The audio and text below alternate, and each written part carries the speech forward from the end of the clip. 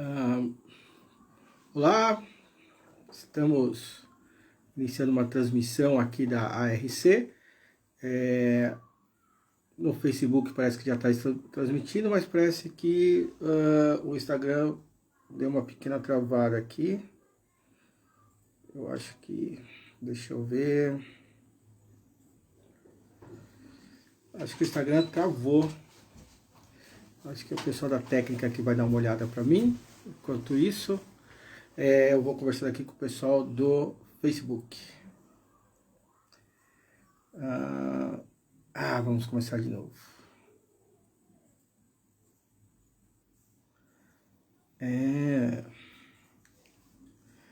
Acho que é isso, né? Bom, agora estamos funcionando as nossas duas redes.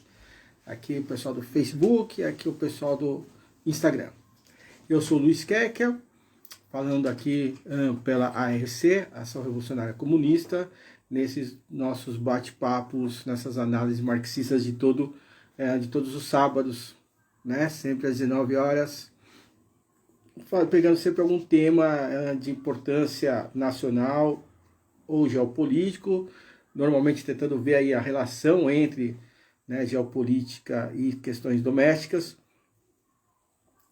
E hoje a gente vai discutir a questão do movimento Eu Autorizo, do pessoal que apoia aí o Jair Bolsonaro, esse movimento que está sendo apresentado como um movimento espontâneo do povo trabalhador, do povo empreendedor brasileiro, em apoio ao presidente da República, o fascista Jair Bolsonaro. Thales dando boa noite, camaradas. Sejam todos bem-vindos.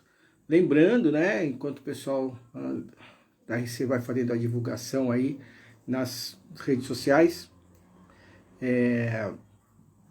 que a RC é um coletivo de pessoas que tem aí uma postura perante o mundo, uma postura revolucionária perante o mundo, e a gente tem algumas atividades como formações, como essa análise marxista, e postagens nas redes sociais, tentando fazer um debate aí, um diálogo, ainda que seja dentro das redes sociais, sobretudo nessa situação da pandemia, né? Mas tentando dialogar sobre o nosso país, sobre o mundo, tentando ver o que a gente pode fazer. Boa noite quem está entrando, boa noite a todos, muito bem-vindos. Bom, vamos lá, né? Vamos começar sobre o movimento Eu Autorizo, o movimento iniciado pelo presidente da República, ou melhor, o movimento que ele é apresentado como um movimento espontâneo. Vamos tentar pensar isso, né? Vamos tentar entender esse movimento, que inclusive teve ato hoje em várias cidades do país, sendo considerado o ato de São Paulo um ato não tão grande quanto foi o de 1º de maio, mas aí eu também quero ponderar que talvez o ato de São Paulo não seja o ato mais importante, e durante o nosso bate-papo vou apresentar por que eu faço essa defesa. Boa noite, Roberto. Por que essa defesa de que o ato de São Paulo foi fraco não é o mais significativo do que está acontecendo? Bom, primeiro ponto, eu acho que a gente precisa recuperar um pouco aí a ascensão do bolsonarismo, né? A ascensão do Bolsonaro, e disso que a gente pode chamar de bolsonarismo aí, quer dizer, essa situação nacional aí de um desenho, né, social e político que a gente pode chamar de bolsonarismo. Primeira coisa é tentar entender, a gente lembrar que o Bolsonaro foi eleito não numa chapa fascista puro sangue, mas ele foi eleito aí num conglomerado de forças políticas envolvendo os bolsonaristas propriamente dito, né, os fascistas propriamente dito, mas os liberais, militares, pessoal das forças. Quando eu estou falando dos militares, eu estou querendo dizer as forças de segurança em geral, né? Então, as forças armadas, polícia civis, polícia militar, não todos, né? Mas estratos dessas forças, estratos significativos, sobretudo no caso do Exército, por exemplo, as baixas patentes, os soldados, enfim. Agora, o núcleo bolsonarista mesmo era um núcleo também muito complexo, formado por milicianos, formado por olavistas, parte dos altos oficiais, com uma agenda muito mais dura e muito mais agressiva, posicionamento fascista muito mais desenhado. O restante são agregados oportunistas, né? Por exemplo, um agregado oportunista é aquela figura ali completamente sem sentido do Alexandre Frota, por exemplo, né?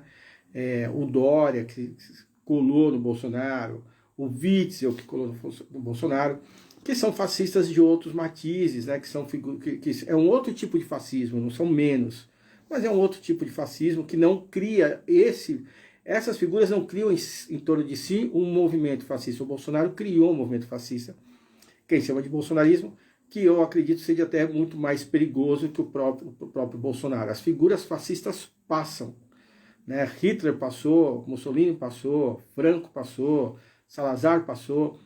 No entanto, os movimentos que eles criam continuam, e a gente tem que lidar com os movimentos que eles criam, né? O movimento que eles criam tornam-se permanentes. As figuras passam. Por isso, que foi muito bem lembrado hoje por uma das camaradas aqui da RC, a fala da Clara Zetkin, deixando claro que Clara Zetkin, lá nos anos 20, discutindo o fascismo, ela fala que não basta vencer o fascismo militarmente, é preciso vencê-lo politicamente, porque é na política, é na criação de um movimento, de uma mentalidade que o fascismo se coloca, né? Que esses movimentos fascistas se colocam, né?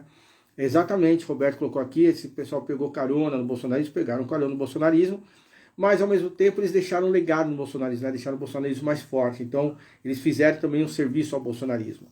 Pois bem, no cenário que nós temos hoje do país, o que está posto, né? Vamos fazer apenas como um exercício de reflexão, porque as coisas não são tão fáceis de serem separadas, elas não se separam do jeito que eu vou fazer agora, mas é só para facilitar a reflexão. Vamos pegar a situação de classe do país e dividi-la, né?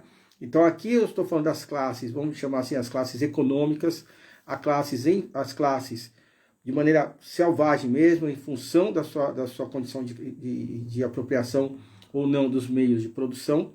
Então, a alta burguesia, a classe trabalhadora, né, que não detém os meios de produção, e a classe média, né? A classe média que é esse grande meio de campo aqui, que tem de tudo, com um pensamento muito baseado no individualismo, muito baseado no que hoje é chamado genericamente de empreendedorismo e assim por diante. Mas, ao mesmo tempo, essas três classes, que eu estou falando assim de forma bem genérica, ela possuem as suas expressões políticas, inclusive as suas expressões políticas partidárias, que aí é um movimento muito mais múltiplo, né? É um movimento muito mais complexo, porque a mesma classe econômica, ela pode ter, em termos econômicos, ela pode ter vários partidos que a expressam, várias lideranças, enfim, várias organizações próprias. Então, a questão política ela fica mais complexa. Pois bem, se a gente pegar as expressões políticas que estão colocadas no Brasil hoje, as mais significativas nesse momento que nós estamos vivendo, nós temos o Congresso, né, o Congresso muito alinhado com a extrema-direita, um Congresso, o Centrão, né, que a gente chamava de Centrão, muito nacionalizado. O Centrão nos últimos anos, durante o governo Lula, virou os governos do PT, né? O Centrão deixou de ser apenas lideranças localizadas, mas se tornou uma verdadeira expressão nacional, e isso é muito perigoso, né? Esse Congresso, esses políticos terem se tornado uma expressão nacionalizada é algo muito perigoso. Nós temos o STF, que é um legítimo representante, representante da alta burguesia brasileira, da alta burguesia liberal, com todas as suas tradições e costumes.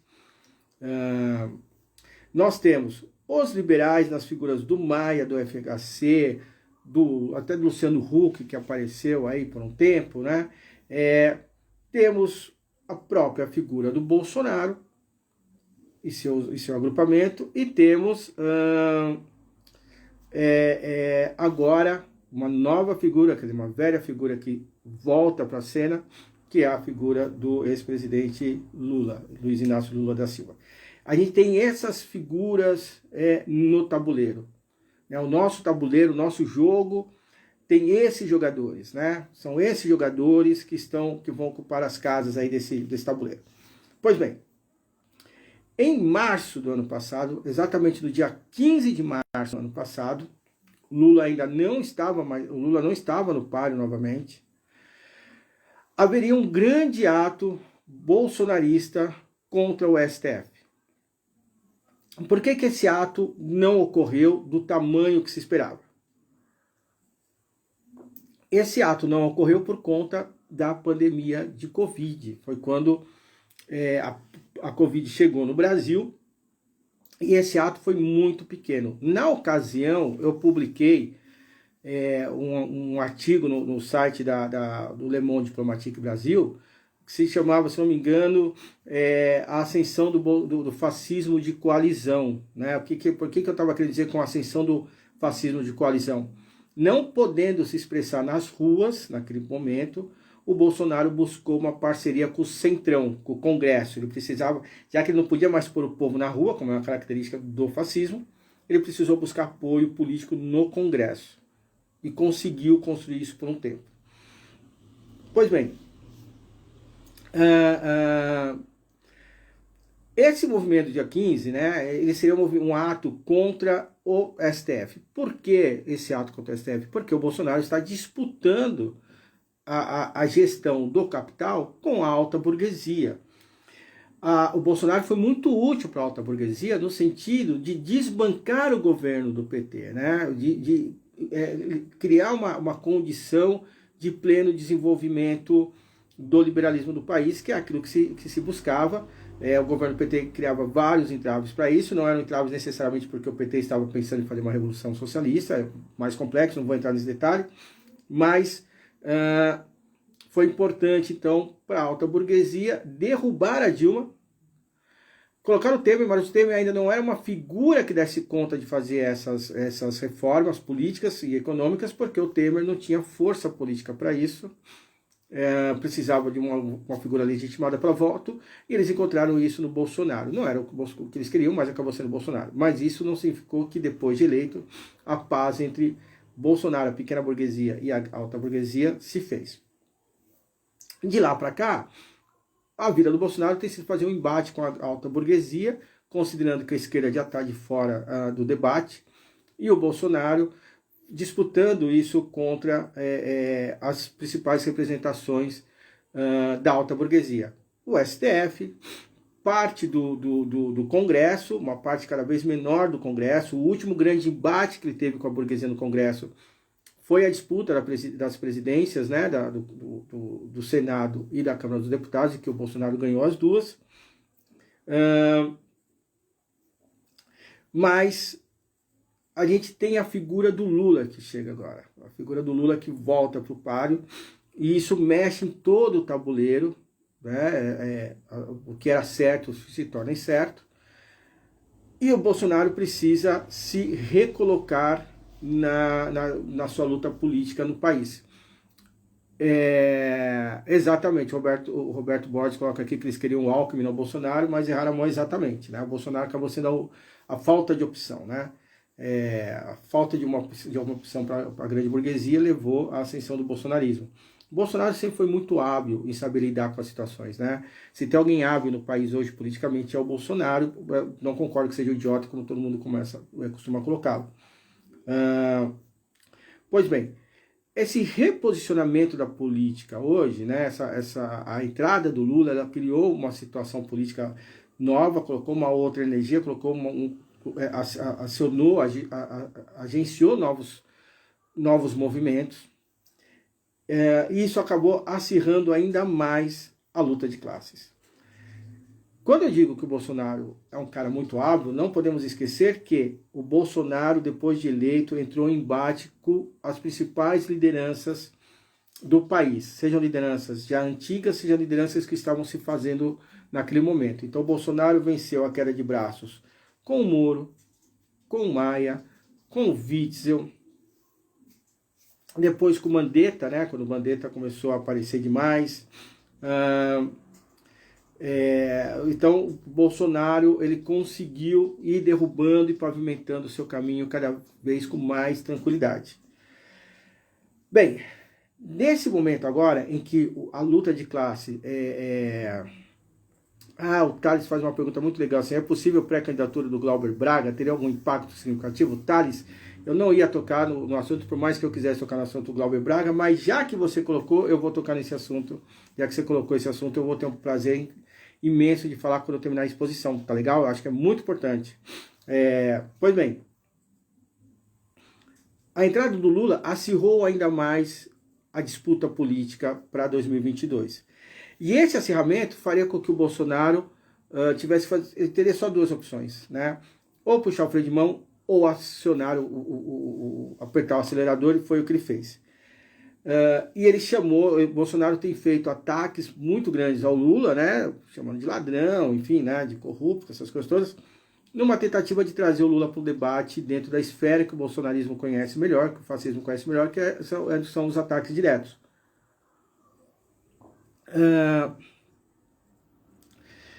Mas o Bolsonaro volta a acionar, e isso é o mais importante, ele volta a acionar a sua base popular, que até então não estava sendo possível acioná-la plenamente por conta da pandemia, mas parece que o povo não tem medo mesmo de morrer, a loucura está cada vez maior e o povo tem ido para a rua. Em 1º de maio passado, houve um grande ato, né, em favor do Bolsonaro, justamente no Dia dos Trabalhadores, em defesa do Bolsonaro, quando as pessoas vieram para as ruas com o lema "Eu autorizo". O lema "Eu autorizo" por conta de uma das falas do Bolsonaro naquela semana anterior, em que o Bolsonaro fala assim: olha, eu posso fazer o que for necessário, mas o povo tem que me autorizar. Quer dizer, é um chamamento fascista à população, é um chamamento fascista à sua base popular. Não vamos esquecer que o que caracteriza o fascismo, dentre vários elementos, é justamente o apoio popular que outros tipos de ditadura normalmente não encontram, né? E desde então tem se fortalecido essa ideia do movimento "Eu autorizo". Isso tem sido veiculado nas redes sociais e isso tem sido veiculado nesses atos. Pois bem, isso é muito claro, de uma escalada fascista por parte do bolsonarismo, né? Quer dizer, um aumento, né, da agressividade, um aumento dos ataques e um aumento, né, ao chamado, né, à convocação. Está convocando o povo às ruas para dar a ele uma espécie de uma legitimação a qualquer tipo de ato mais agressivo aí do estabelecimento de um governo mais ditatorial, né? Lembrando que ditadura quase não tem limites, as pessoas podem ir acionando isso mais, mas sobretudo com a tomada das instituições por parte do bolsonarismo. Quer dizer, tirar do caminho STF, de certa forma, prender mais, né? Colocar uma camisa de força no Congresso Nacional e concentrar força e poder político, força e poder de decisão nas mãos da Presidência da República, buscando, sobretudo, garantir as eleições de 2022 ou, na pior das hipóteses, impedindo que se tenha eleições de 2022. Esse movimento, ele é algo que eu acredito que a gente precisa observar muito bem. Normalmente a esquerda brasileira hoje ela tem tido um comportamento muito imediatista às coisas, né? Então, olha, o movimento na Paulista não foi tão grande quanto foi de 1º de maio, então vencemos. Não vencemos, porque o foco não estava na Avenida Paulista, né? Também é outro vício, talvez, de nós paulistas acharmos que nós somos o epicentro de tudo que acontece no Brasil, e não somos.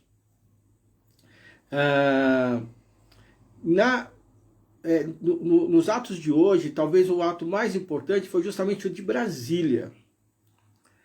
No ato de Brasília, ele foi convocado por um setor que precisa ser observado com muita atenção, que são o agronegócio, né? O setor do agronegócio ou dos agropecuaristas, que na verdade se chamam, né, o seu nome real é latifúndio. Né? Nós continuamos sendo um país de latifundiários. O latifúndio chamou esse ato, né? Os donos de fazenda chamaram esse ato, os donos de terra chamaram esse ato. E esse ato em Brasília foi um ato grande, foi um ato movimentado. Eu anotei aqui o nome dos movimentos que estavam lá, né? Então estavam lá os movimentos Pátria Amada Brasil, nas ruas, Marcha da Família Cristã pela Liberdade, o movimento Direita Pareces Agro, Família Cristã pela Liberdade, Brasil Verde e Amarelo e, provavelmente, o recém-organizado movimento Eu Autorizo o Presidente.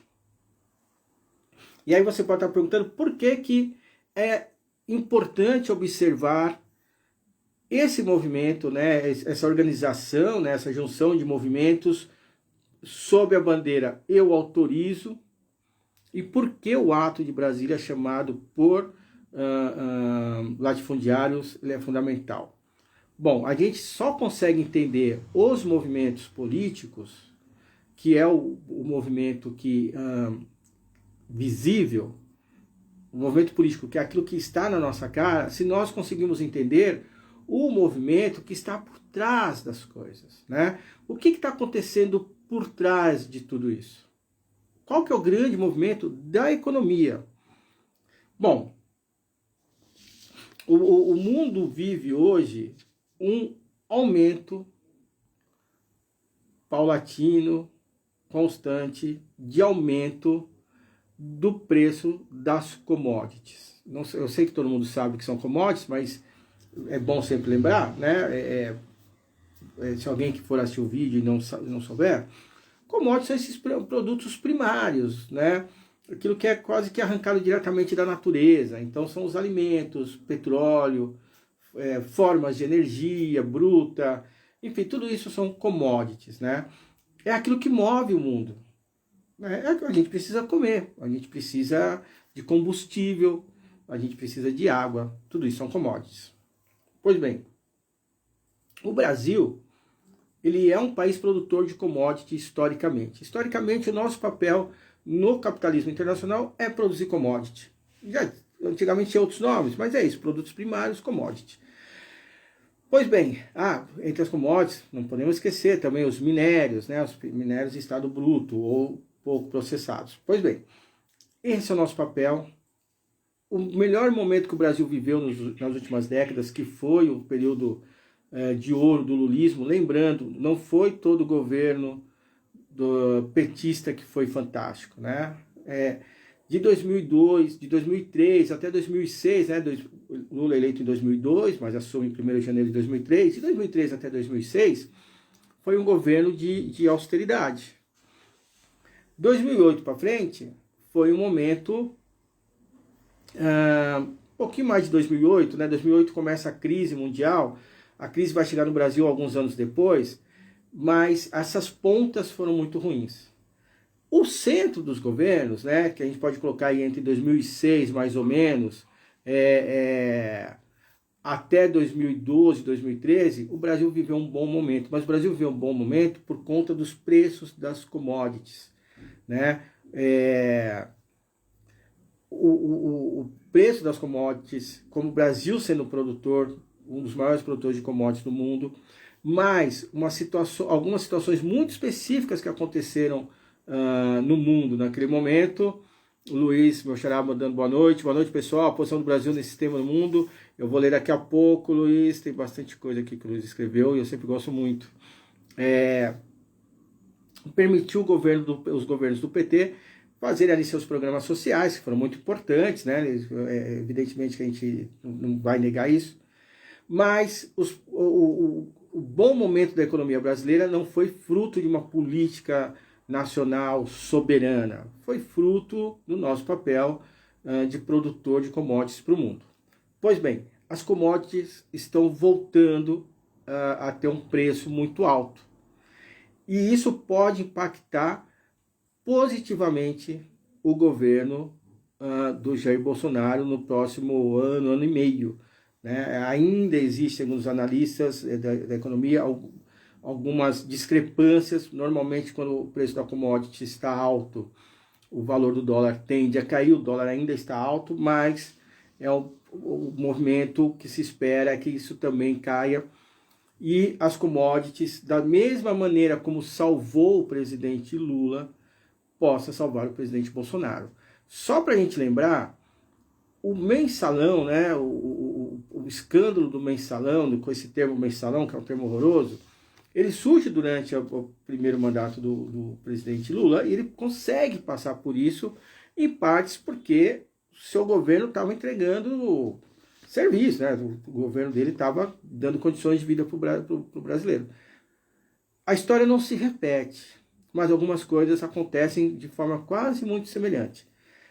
Então, o aumento das commodities, nesse momento, o apoio dos grandes latifundiários, o apoio explícito, né, nesse momento, explícito, quer dizer, no momento de crise do governo, ou pelo menos de crise midiática do governo, esses caras, esses latifundiários foram às ruas, em Brasília. Eles deram a cara, eles se anunciaram como apoiadores do Bolsonaro. E esses caras têm um poder muito grande. É óbvio que isso não é um apoio político porque eles gostam do Bolsonaro e ponto. É por isso, mas é porque eles também vão levar o seu quinhão nesse processo. Ou seja, a manutenção do governo fascista não se dá apenas pelo ponto político e pelo ponto ideológico, mas sobretudo por um ponto que nós, marxistas, nós comunistas, nós revolucionários, precisamos nos atentar, que é a questão econômica que está por trás da questão política. Como entender as questões políticas em seu aspecto econômico, né? Como entender a economia politicamente, como entender politicamente a economia. Quer dizer, como que a gente consegue fazer a leitura da economia que está oculta por trás dos acontecimentos políticos, para que a nossa participação nos acontecimentos políticos possa ser uma participação que traga aí, no mínimo, bons debates junto à classe trabalhadora. Isso é fundamental. Então, recapitulando, o ponto nodal, o ponto central do que está acontecendo hoje é conseguirmos compreender, é que possamos compreender o papel do grande latifúndio em apoio a Jair Bolsonaro, que se tornou explícito a partir desse movimento Eu Autorizo o Presidente. Também é importante começarmos a desdobrar o que é o movimento Eu Autorizo.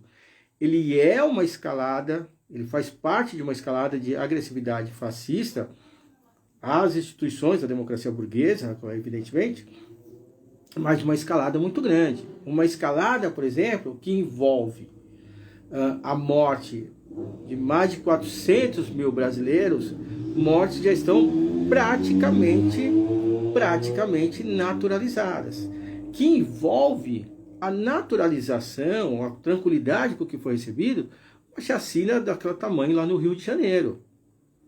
Né? Quer dizer, a escalada não está se dando só no ambiente político, a escalada se dá também na dimensão social, na dimensão do que acontece nos bairros, nas periferias, das relações entre as forças de segurança pública e a sociedade como um todo, ou melhor, a sociedade das periferias, né, as pessoas pobres. Aqui no estado de São Paulo existe o mandato coletivo, né, com seus codeputados. Eu recebi a notícia de um codeputado que estava acompanhando o caso de um garoto, né, de um jovem que foi morto pela polícia, e houve ali no bairro dele grandes protestos, com queima de ônibus, isso recente, coisa de ontem para hoje. Quer dizer, uma escalada da violência está acontecendo, né? Uma escalada social está acontecendo, um acirramento das tensões sociais está acontecendo, ao mesmo tempo em que o presidente, que é um fator disparador disso, né? Quer dizer, as coisas já sempre aconteceram, mas ele se tornou um aglutinador disso, recebe apoio do latifúndio no país. Tudo isso dentro de um pacote, dentro de uma narrativa chamada Eu Autorizo Presidente. Estamos correndo o risco de termos no país, não sei se um golpe, não sei se um golpe direto, um golpe indireto, um autogolpe, pode acontecer um autogolpe por parte do Bolsonaro, né? Ou a desconstrução política ou física de opositores para que possa garantir as eleições a eleição do Bolsonaro nas próximas eleições. Mas também, outro ponto que se levanta. Hoje, a direita liberal está rompida com o Bolsonaro. Tudo isso a gente acompanhou, já comentaram aqui agora. A direita liberal está rompida com o Bolsonaro. Sobretudo porque a crise econômica, em alguma monta, né, isso gera problemas, e há, sobretudo, a questão da instabilidade política do Bolsonaro. Vamos lembrar que, para o capital, a estabilidade política é muito ruim, né? A instabilidade não é bom para os negócios. No entanto, uma alta do preço das commodities, se bem aproveitadas, pode significar algum desenvolvimento interno muito interessante. Se o agronegócio tem sido um setor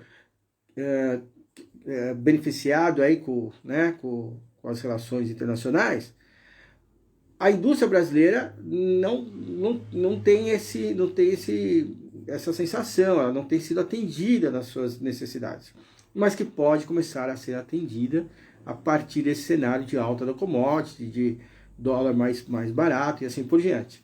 Ou seja, existe um cenário, existe um pré-cenário que pode se tornar muito benéfico ao grande capital como um todo. E aí a pergunta que deixamos é: a burguesia liberal vai continuar em litígio com o Bolsonaro se esse cenário se realiza? Lula agora buscando o apoio do centro, né? Lula tem feito reuniões com Sarney, Valdemar da Costa, com o chorume da política nacional, né? Lamentavelmente, eles sempre fazem isso, né?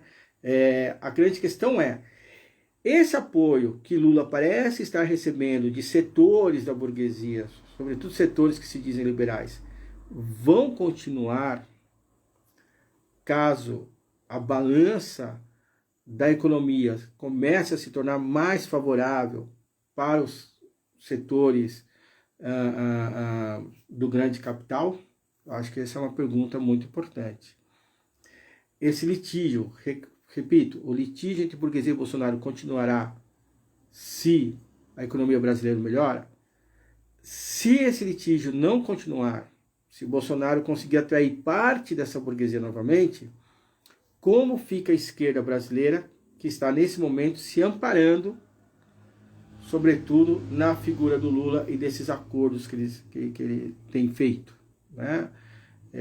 São questões muito sérias que a gente precisa começar a se debruçar e a pensar, sobretudo nesse momento em que as coisas estão acontecendo muito rápido na política, os acordos estão sendo fechados e as pessoas, as organizações começam a dar os seus apoios a todos os pré-candidatos, né, das próximas eleições. Isso é fundamental a gente começar a pensar. Então o movimento Eu Autorizo, ele representa muito mais do que apenas mais fascistas nas ruas.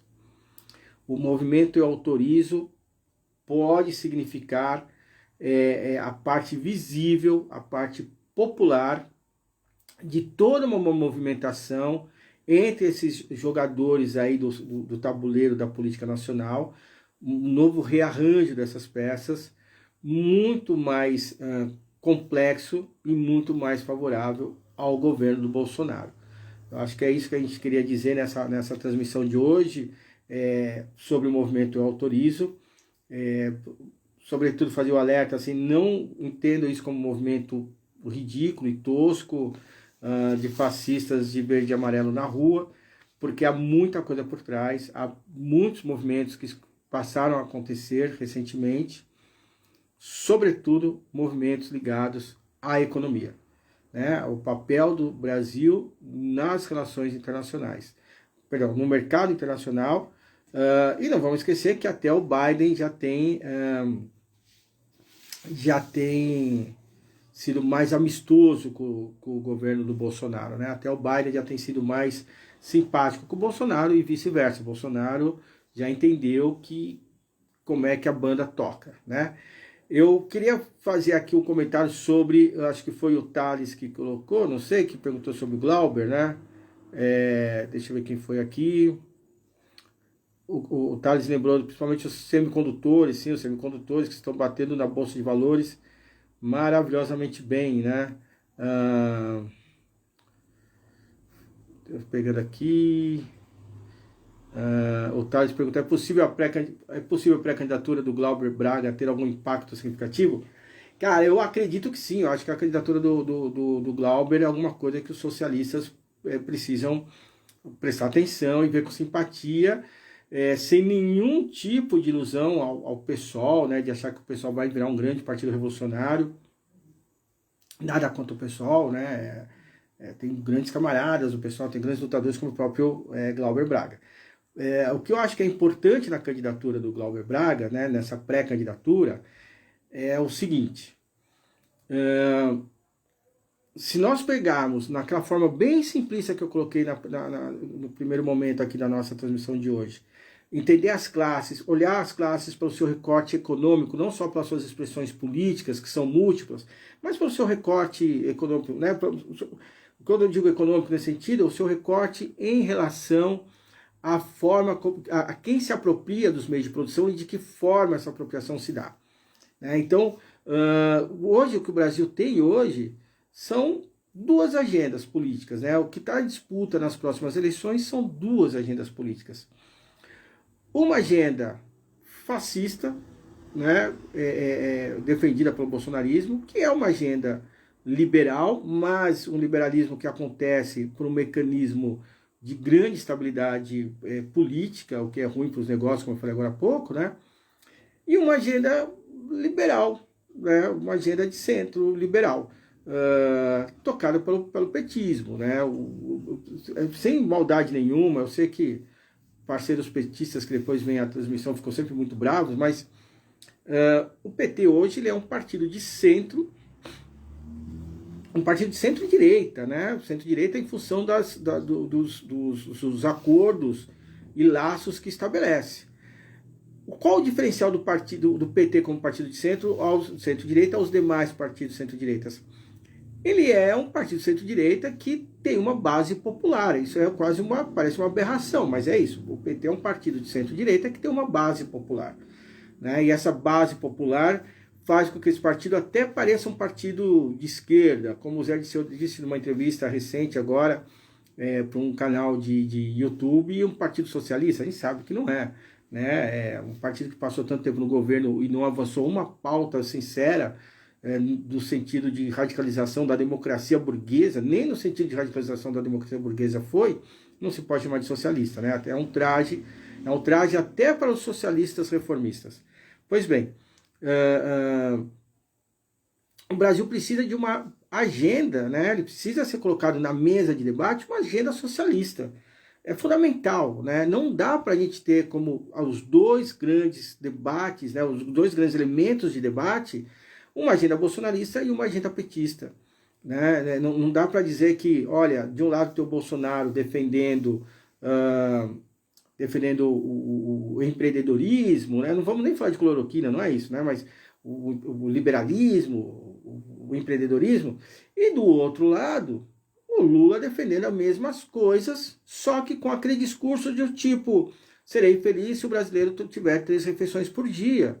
Né? Não vamos esquecer que quem criou essa ideia de empreendedorismo no Brasil foi o governo Lula. Né? No governo do Lula havia um secretário especial, que foi Guilherme Afif Domingos, se eu não me engano o nome dele, que foi o cara que criou essa coisa da MEI, né? Dessa inscrição como microempreendedor individual, que é uma forma de auto-precarização do seu próprio trabalho, que tem aí a vantagem de você estar recolhendo, mas isso já existia expedientes para isso antes, né?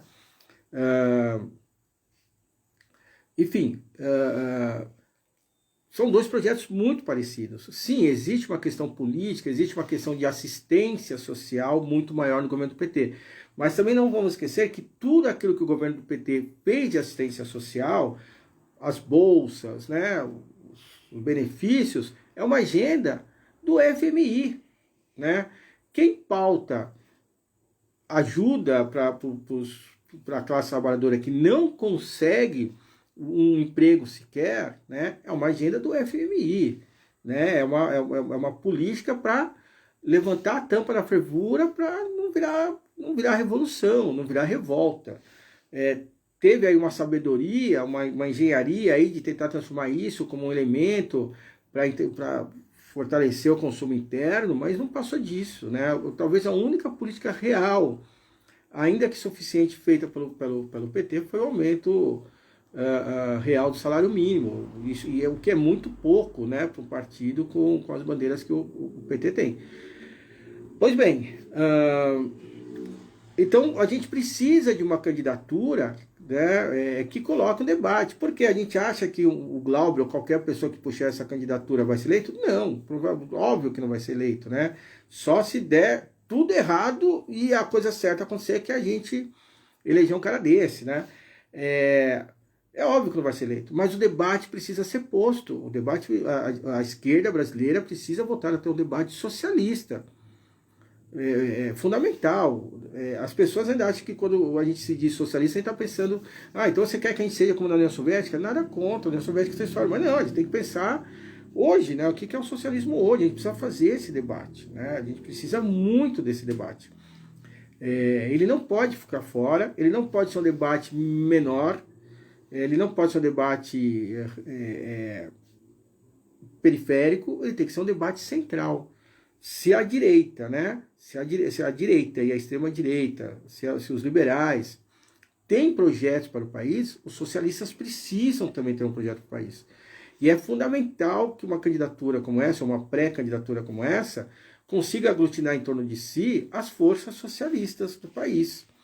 Né? É importante, é importantíssimo. O Glauber Braga me parece ter um pouco, eu falei um pouco porque eu não conheço tanto assim o Glauber, né? Mas o tanto que eu vejo, ele me parece ter um poder de aglutinação, um poder de diálogo muito grande.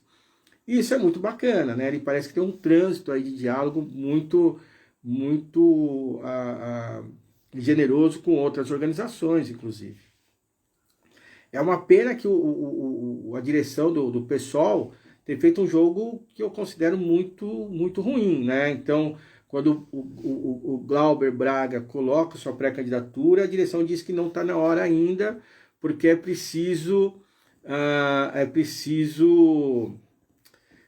esperar o congresso do partido em setembro, se não me engano. Mas quando o Boulos coloca a candidatura dele para governador de estado, aí o pessoal acha maravilhoso e lindo. Então aí tem, né, 2 pesos e 2 medidas, como falo. Não, eu acho que é fundamental colocar eu acho que esse debate é importante. O Roberto Borges pergunta, camarada, você ainda acredita na via eleitoral? Roberto, acho que eu deixei de acreditar na via eleitoral muito jovem, né? Muito jovem. Na cidade que eu moro, normalmente eu sou muito atacado politicamente, porque as pessoas dizem que eu milito porque eu quero ser candidato a vereador. Eu nunca quis ser candidato a vereador, né? Não acredito que a via eleitoral possa resolver algo em si, né? Agora, a via eleitoral ela pode ter dois serviços, né? Ela pode cumprir 2 tarefas. A primeira tarefa é justamente aproveitar a questão eleitoral para se fazer esses debates como eu estou colocando, né? Seria difícil colocar um debate dessa forma, esse tipo de debate que eu estou propondo, em um outro momento, né?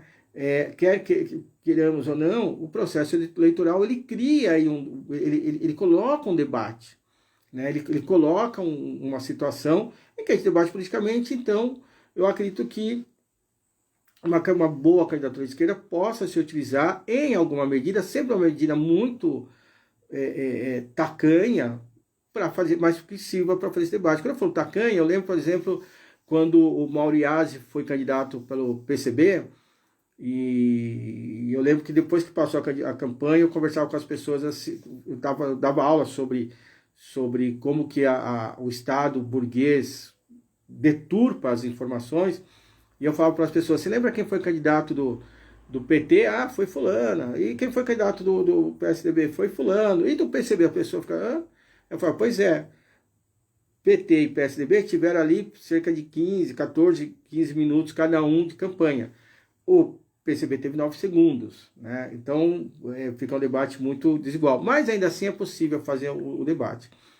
Eu acho que uma outra questão que a questão eleitoral possa ser utilizada é se ele estivesse dentro de uma estratégia muito maior, né? Então, de construção do duplo poder, de construção de grandes movimentos de trabalhadores, de mulheres, movimentos étnicos, movimentos LGBTQI+. Então, a gente criar aquela massa que a gente pode chamar de um duplo poder, e aí o processo eleitoral pode sim ser uma estratégia disso, mas eu acredito só nessa situação que é muito rara, né? Tem sido muito rara na nossa história.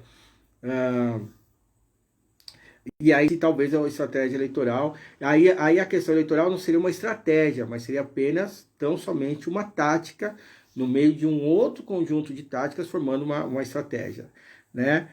Continuando aqui, eu queria ver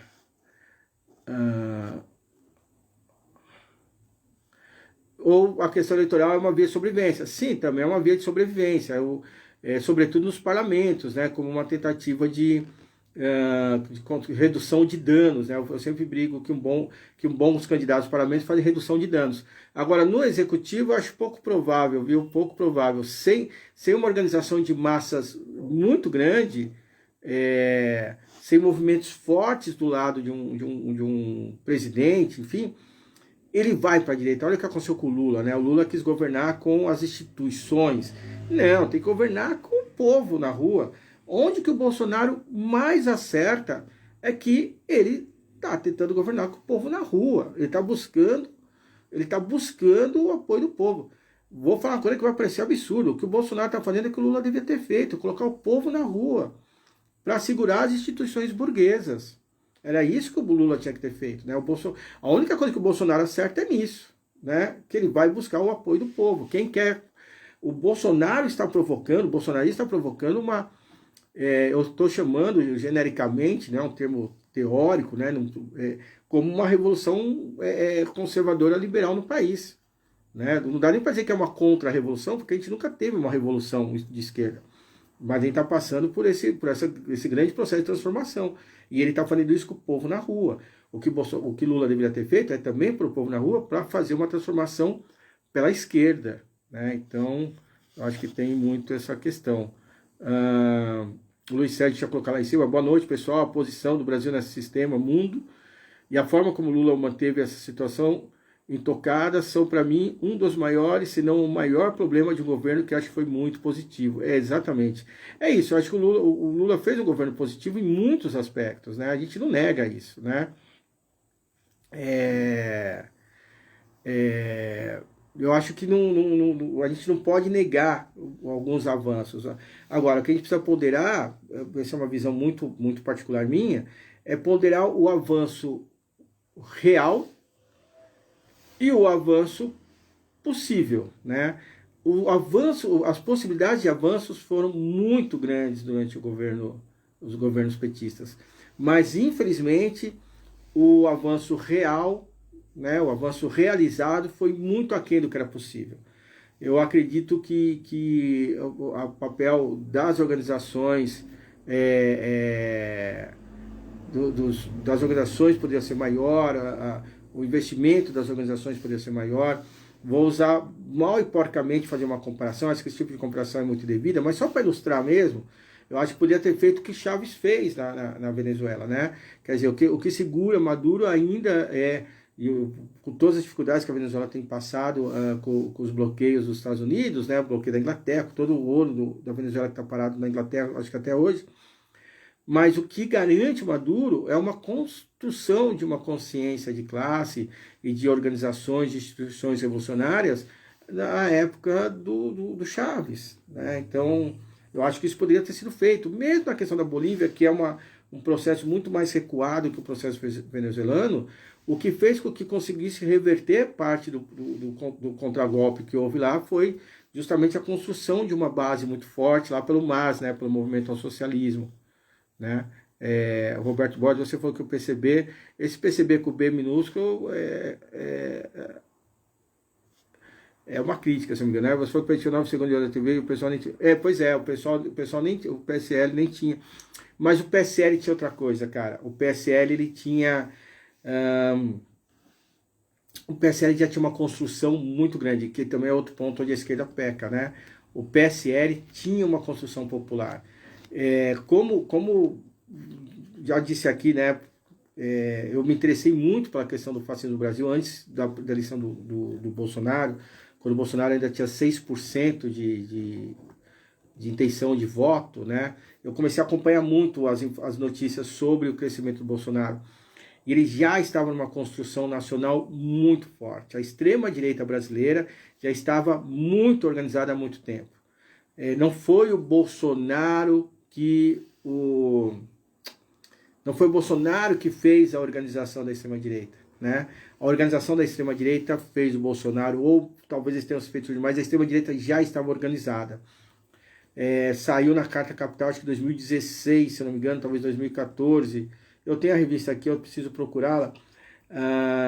Por exemplo, as organizações evangélicas, é uma matéria sobre as organizações evangélicas, onde elas já diziam que estavam construindo bases políticas em todas as cidades do país, por meio de seus parlamentares, lideranças políticas, independente do partido, né? Então, na matéria eles colocam que ser de oposição ou ser situação em cada cidade ou estado era só uma contingência, que o objetivo mesmo era criar centros suprapartidários evangélicos. Eu estou falando de uma das forças, né? A gente ainda tem a polícia, tem várias outras forças políticas conservadoras e de extrema-direita aí. Então, o Bolsonaro foi muito mais acolhido por essas forças do que um formulador dessas forças políticas. Então, por isso que o PSL, mesmo sem tempo na TV, fez um trabalho muito inteligente, muito habilidoso, de levar o Bolsonaro para circular o país.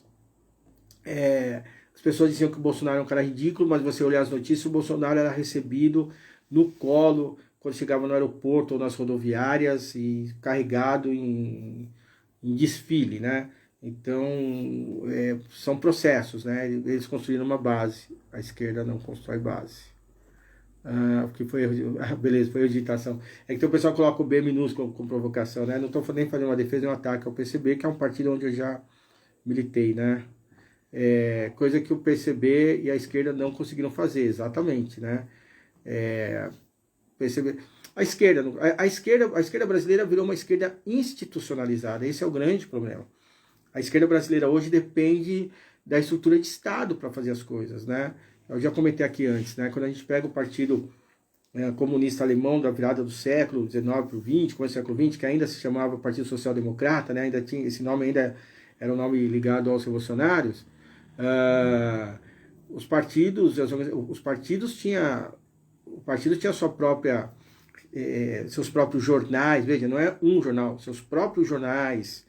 Os partidos tinham seus grupos de teatro, tinha suas escolas. A Rosa Luxemburgo era professora, né, para o Filho dos Trabalhadores. Hoje os partidos de esquerda deixaram tudo isso para o Estado. E o Estado é burguês, gente. O Estado, tem uma escola ali que é maravilhosa, progressista, é uma escola do Estado burguês, né? Isso é muito ruim, né? As pessoas querem militar em organizações institucionalizadas, é isso, né? Então, partido que faz concessão para conseguir garantir dinheiro, né? Quer dizer, os partidos não se sustentam mais por meio das contribuições da própria classe trabalhadora. Isso é muito problemático, né? Enquanto a esquerda não resolver isso, a gente vai estar sempre disputando dentro dos marcos da institucionalidade burguesa. Bem, camaradas, eu acho que era isso que tinha para hoje. Não sei se mais alguém quer fazer algum comentário. Ah, ah,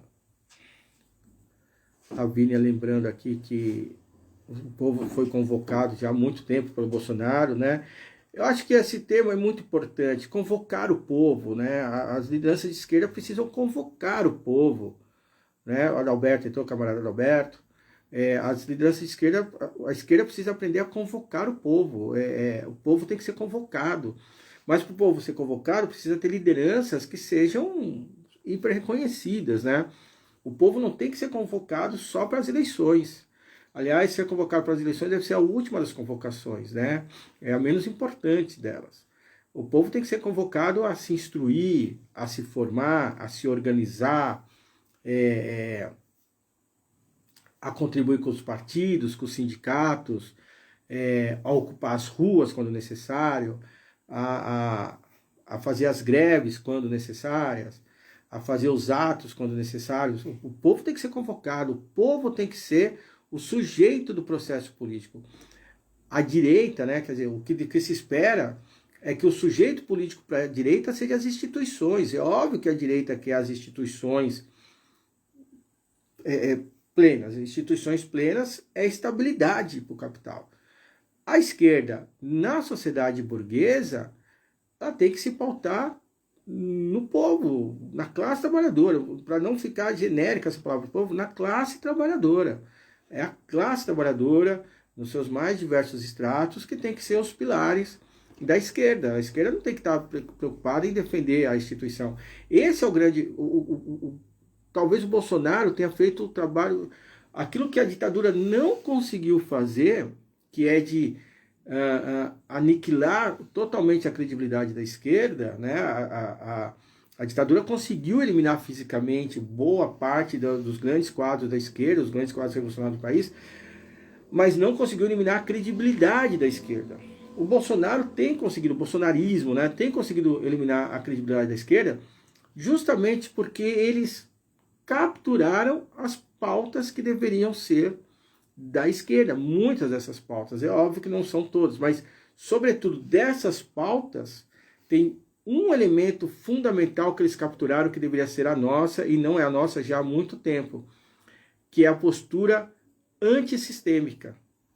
É a direita que deveria, perdão, é a esquerda que deveria estar fazendo a denúncia do sistema capitalista. É a direita que deveria estar fazendo, é a esquerda que deveria estar atacando o sistema. A esquerda virou defensora do sistema. Né? E a extrema-direita tem feito papel antissistêmico. Né? Então, veja só, a esquerda está preocupada em defender a urna eletrônica. Né? Não faz o mínimo sentido a gente estar preocupado em defender a urna eletrônica. Né? A gente devia desacreditar do processo eleitoral como um todo. Saca? É uma coisa muito... É assim, o voto eletrônico é confiável. Tá, eu sei que é confiável, é mais barato, eu sei que é confiável. Mas é confiável para quê? Confiável para eleger o Bolsonaro, para eleger o Dória. Então é muito... a esquerda hoje ela tem uma discussão muito institucionalizada. Né? A gente deveria estar dizendo assim, a urna eletrônica não serve. Não serve por quê? Para eleger o Bolsonaro, uma coisa que o elogio de Bolsonaro não serve para nada. É isso que a gente devia estar falando. Ah, mas está dizendo que não funciona? Não, ela funciona. A urna eletrônica funciona, mas não serve. A gente devia estar falando isso, mas quem está falando é o Bolsonaro. Né? É óbvio que ele vai estar falando por uma coisa e deveria estar falando por outra coisa, mas então é uma esquerda muito institucionalizada. Né? É óbvio, a gente tem que defender o SUS, o sistema educacional, mas a gente é muito sistêmico, né? A gente é muito, muito, muito sistêmico. É isso, gente. Camaradas, eu queria agradecer muito aí a participação de todos e todas.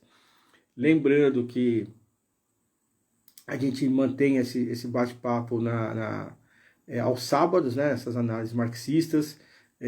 Peço mais uma vez muita atenção ao movimento Eu Autorizo o Presidente. É algo muito sério, com que a gente deve se preocupar demais. E continue acompanhando a RC aí nas redes e nas nossas ações. Mais para frente a gente vai fazer uma série de informações e aí a gente vai anunciar todas elas para vocês, tá ok? Luiz Sérgio, eu que agradeço, meu camarada, meu xará, né? Muito obrigado. Gente, valeu, vamos que vamos, tá só começando e venceremos.